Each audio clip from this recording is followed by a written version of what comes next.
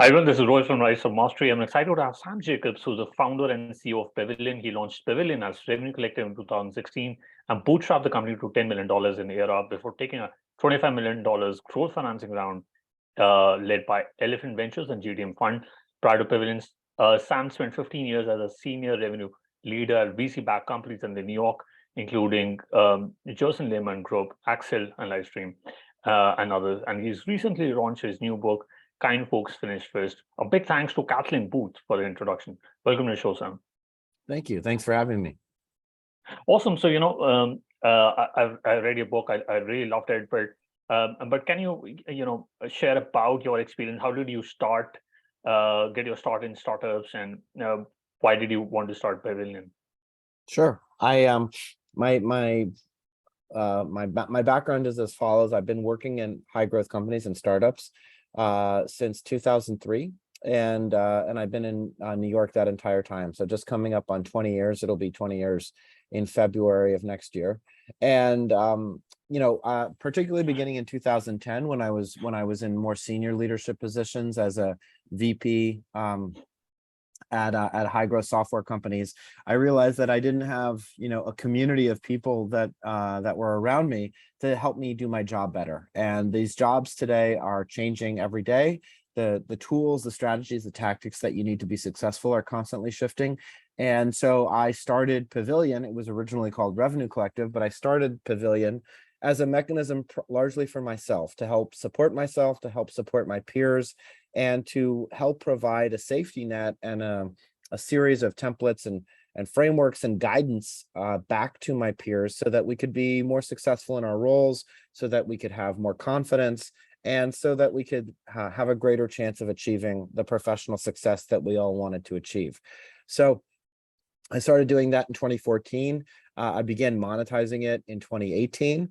And, of course, as it articulates in the book, meanwhile, I kept getting fired. And so I decided at the end of 2018, when I was fired from my last job, that it was just time to start working on this full time. So I've been working on it full time for 4 years. And today, we're approaching 20 million in revenue. We're 65 people at the company full time, but most importantly, we're close to 10,000 members all over the world. And so, it's been an incredible journey, not without its challenges. This year has certainly been the most challenging year that I faced running Pavilion, and I'm sure next year will be equally challenging, but it's also been the most rewarding professional experience of my life. So, no, I think that's super interesting. And you had rebranded Revenue Collected to Pavilion and also raised $25 million from Elephant Ventures. How will the Yeah. funding support the growth of Pavilion? Well, the funding, helped us be more ambitious and aggressive, and also expand our offerings. And so a couple of areas where we invested as a consequence of the financing, the biggest one is the launch of Pavilion University. So Right. we launched an online training platform last year. This year, we really scaled it and professionalized it. We've had over 12,000 total enrollments this year, and over 6,000 unique students from the community, as I mentioned, of just about 10,000. So about half of the community, a little more than half, has taken a course. And when they take a course, they tend to take two. And so that just sort of tells you that, and these are time intensive commitments, by the way. This is not, and there's nothing yet. Next year, we'll be launching and rolling out more asynchronous, self-paced courses, so that you can watch videos and do it on your own time. But so far, this has all been live sessions led by instructors, where you have to show up in person and participate if you want to achieve the certificate and pass the school, pass the course. So it's a big time commitment from our members, and yet as we've rolled out more offerings, we've only seen more success and higher uptake and more engagement from our community, which has been really powerful. Interesting, because I've taken part in the CRO school and I'm currently doing the advanced RevOps course. I think it's Awesome. it's very, very useful to take part in these university offerings. And the most interesting thing about Pavilion is the community is so engaged. I've been to a couple of the gatherings which have happened in London. How do you spark this engagement, and how do you keep the community members so motivated to be active? Well, it's very hard, and this year it's also been challenging for a number of different reasons. The biggest challenge that happens when you're trying to scale community is it loses its intimacy as you get bigger, and people feel like the essence and the core of what it was when they joined often becomes diluted. And so how do you maintain that? And it's very difficult, and it requires time, energy, and money. And so what does that mean? That means that we have community leaders. We used to call them chapter heads. Now we call them envoys, but it's still fulfilling the same function of curating the community and the conversation, and also stimulating the conversation so that people are active and engaged. And that's a big part of how we do it. The other part is we try to create sub-communities and make sure that people have smaller homes within the bigger home, so that they feel like they're not just one among 10,000, but to your point, right, that you're one of the London chapter, you're one of the 20 people at that dinner, and that there are mechanisms and frameworks for people to constantly engage and have a conversation and debate and discuss. And then finally, I would say that, we really try to lead with our values. I think our values are differentiating.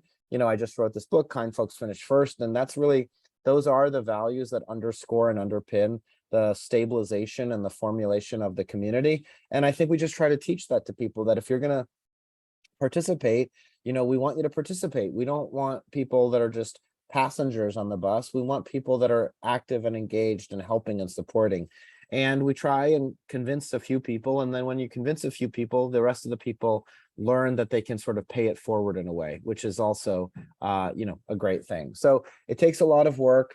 We try to push our values out into the universe, out into the open, so that people understand what's expected of them when they join. And then, we try and stimulate and curate as much as we can. Got it. And you talked about values, and interestingly, you pointed out in the book as well as in the newsletter that you work with a coach called Jim Rosen, and you define your values as foundation, focus, and future. I think that's very interesting. But how can a executive get down and define their own goals? On their own values, and do you think those same values can a founder and operator use that in the company? Well, I mean, I used a coach to define my values. I think, that story is about, in the book, somebody asked me, what do you stand for? And I said, I stand for making money. Yeah. And the point of the story in the book is that that's not really sufficient. It's not really enough to just be about making money. It has to be about something more. So we walked through this exercise that Jim Rosen, who's a coach that I mentioned in the book, talked to me about, figuring out what it is that I stand for, to the point of the framework that you mentioned. And so what can others do? Well, of course, they can use Jim Rosen. They can look up this framework online. But I think fundamentally, the biggest point is to stop and just ask yourself the question, what is it that you stand for, and what is it that you believe? And, there's a lot of different exercises. I'm reading Traction right now, which is a book based on the entrepreneurial operating system, EOS, and that framework. There's a lot of different ways to figure out what you stand for and what your values are. I think the most important thing is that you do the exercise some way, with whoever's method you want to use, but that you go through the exercise of figuring out what it is that you fundamentally believe. And then you make them your own. I think they have to be authentic. They have to be real. Everybody talks about how everybody has the same values, be integrity, be courageous, be bold, and whatever it may be, and, treat other people nicely. I think the ideas can be similar. I think it has to be your words. It has to sound like the voice of the founder. And if it sounds like the voice of the founder, then I think you're in good shape, because it's not about the ideas being differently. It's about the spirit of the founding of the organization carrying through to, the later stages. Got it. Interesting. And you run a company, and you also written the book, Kind Folks Finish First. Why did you write the book, and how did you manage the time to write the book? I wrote the book because my second coach, I have a different coach that I mentioned in the book called John Mark Shaw, and he encouraged me, because we went through COVID. It was a really difficult personal time in my life and a difficult professional time, and yet the business grew significantly during COVID, and it was a big success story, I think, during that time. And we'll need more success stories as we head into this recession of 2023. But I wrote the book because I felt like the financing was a culmination, a lot of the work that I'd done over the previous years. I wrote the book because I felt like these were ideas that I think are important for people, regardless of whether they pay me money to become a customer of Pavilion. And I wrote the book because I just felt like it's not about me, and frankly, the point of the book isn't that I'm perfect. And you might assume, oh, Sam wrote a book called Kind Folks Finish First, and that means that he thinks he's kind, he thinks he's special or different. I'm flawed, and every day I wake up and I might need to reread portions of the book because I'm not adhering to some of the same principles that I learned from. And so it was a way of documenting this experience, memorializing the experience, but also sharing a message that I think, hopefully helps people, helps them understand that there's not one way to be successful in business, that there's lots of ways to be successful. Very interesting. And you also talked about in the book that, coaching helped you more than therapy. How do you find the right coach? Do you need to, you also mentioned earlier that you have two different coaches. So, any thoughts about coaching? How should somebody find a great coach for themselves? Well, I think, you got to kiss a lot of frogs before you find your prince, and or princess, or non-binary, descendant of royalty. But the point is, it's about your judgment. It's about who you click with. It's about, I think the main thing is it's an interview process, and you try to find, I think it's also important. There's different kinds of coaches. There's coaches that can be advisors for your business that you can ask pricing questions to.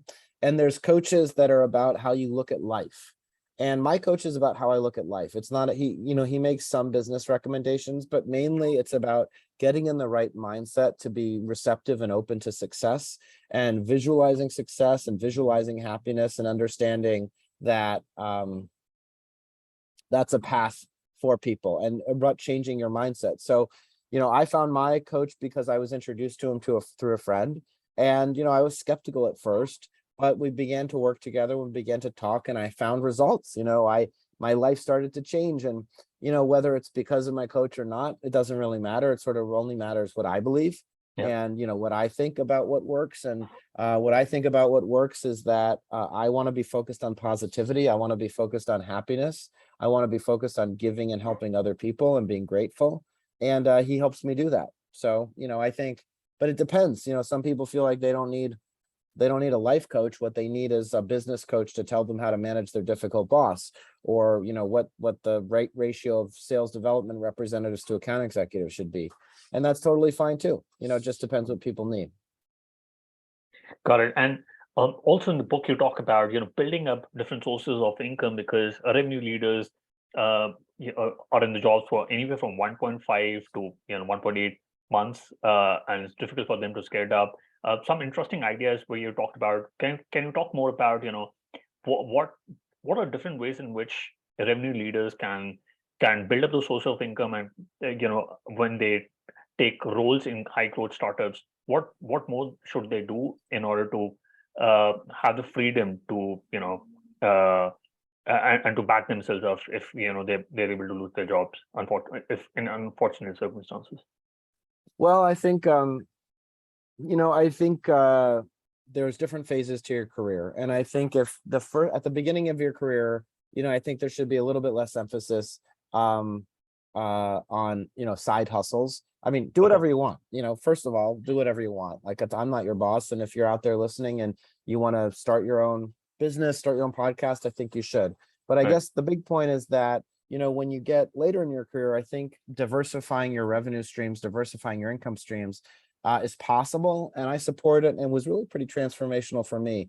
When I was fired in 2017, I started a consulting business, and that consulting business really helped give me the confidence to be a better CRO, to be a better executive. So, what I would say is, if you're an operator at a high growth company, there's a couple of lessons that are articulated in the book. One of them is document your experience, right? Write down all of the things that write down what you're learning, because that helps you build a consulting business and build, over time. Once you have a document of what you can figure out how to turn that into revenue or into advisory work, as you grow.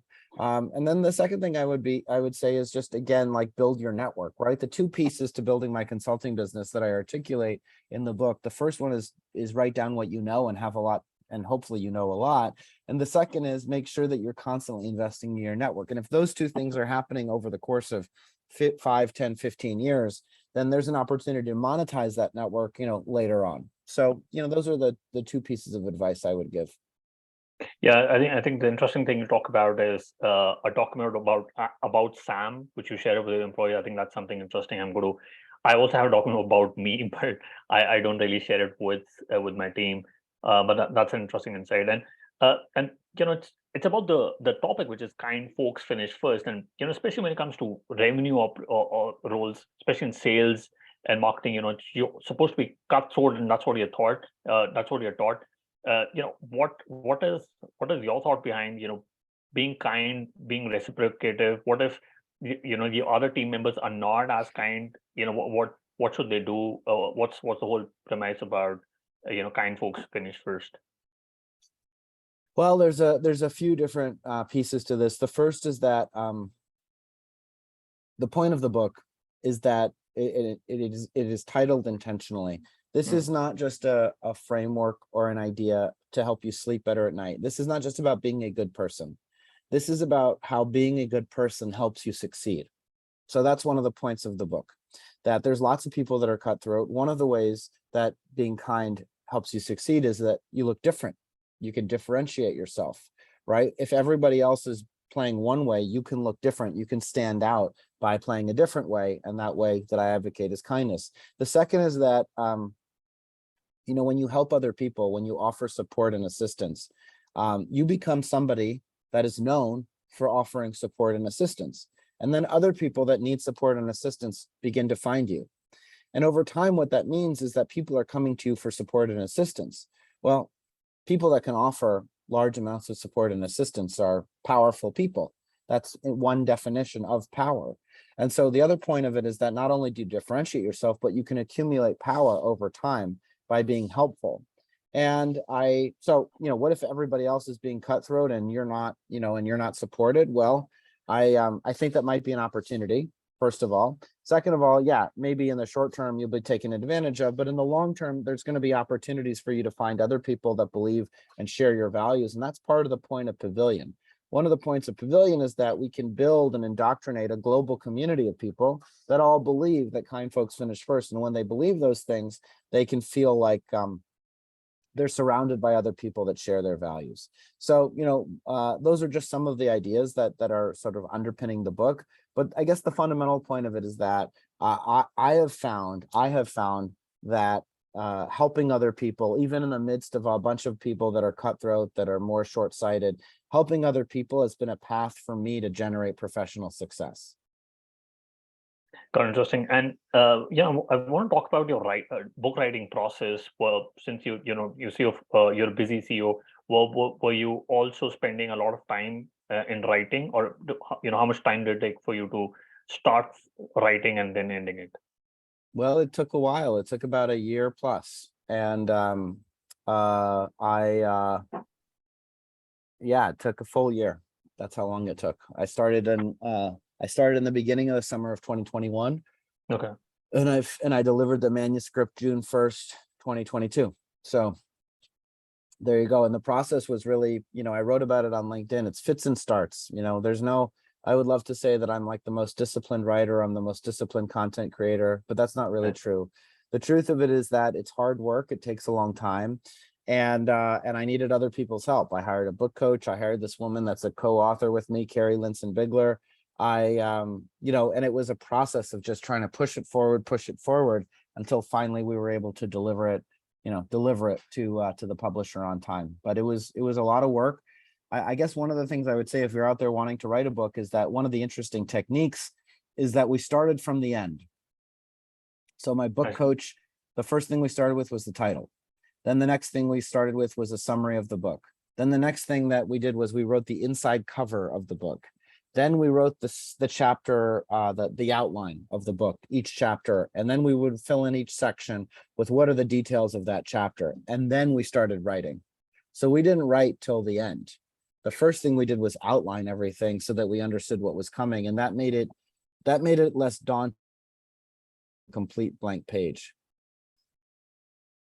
Got it. And it looks like you spend a lot of time on content creation, but how much time would you suggest on marketing the book or content? And what are I think marketing is the most important part of it. Everybody, it's always the same, whether you're any kind of, anything that you create, a product, a book, a piece of music. It's always, how are you going to get people to actually listen to it? And, the fallacy is always, we hope that it catches fire. We hope that just one person loves it and then a million people love it. And it turns out that that's not really how. So marketing is probably 2/3 of the effort. And I'm in a very privileged position because I had the advantage of a company behind me. And so we really went to work to tell people about it. Even right now, we're running a campaign on LinkedIn where if you fill out a little piece of paper, you get a free copy of the book, and the first 200 people to do it get free copies. And that's just because, the most important thing is that it gets into people's hands.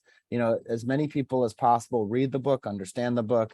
And then once that happens, we'll see if people like it. So far, on LinkedIn, I mean, we were a Wall Street Journal bestseller. Last week. I think we've probably fallen out of the top 10 list at this point, but that's okay. And then, we've got 19 5-star reviews on Amazon, but we always want more. I mean, it's just a constant effort to push. Got it. And I wanted to understand, especially for revenue leaders, during these times, it's almost a recession in UK and US. What's advice would you give to them on, what should they do to land, big clients, especially if they're a small startup, and what should they prepare for 2023, since we're recording December 2022? Well, I think did big clients before. I don't think now is the time to start preparing to do so. I think the Vern Harnish, the guy that wrote Scaling Up, has this idea in his book, grow where you're planted. I think now is the time to double down on your ICP, double down on your existing customers, double down on your ICP, and grow and go from there. And that's my recommendation, because I think if you don't have the muscles or the experience closing large enterprise clients, it's very, very difficult to sort of build them up. And it takes resources. You need a deal desk. You need people to review RFPs. You need, it's a multi-threaded conversation amongst all of the different levels of the organization on your side and their side. So, my advice to people heading into next year is be conservative.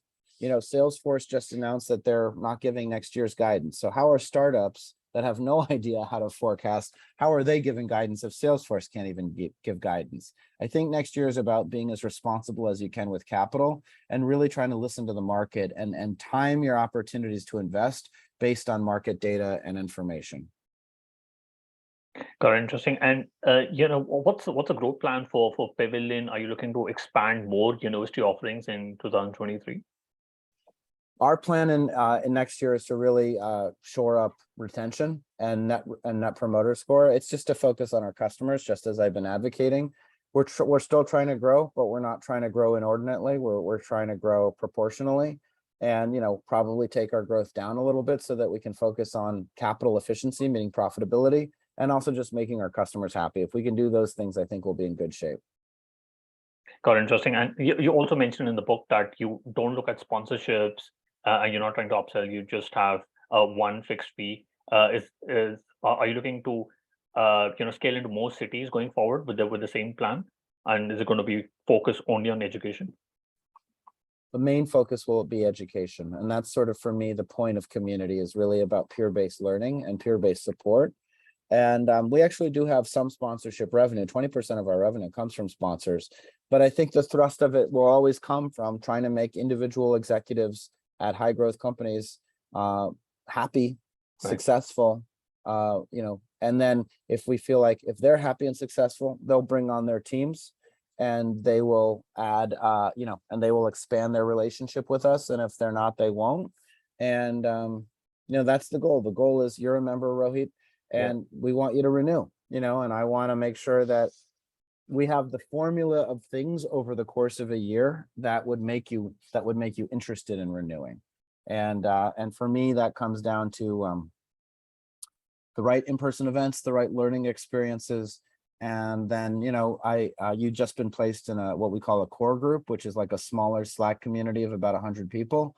And, hopefully that's useful because London itself was almost 1,000 people in the community. And so I think we need to make it a little bit smaller and more navigable for people so that they understand how to get better value.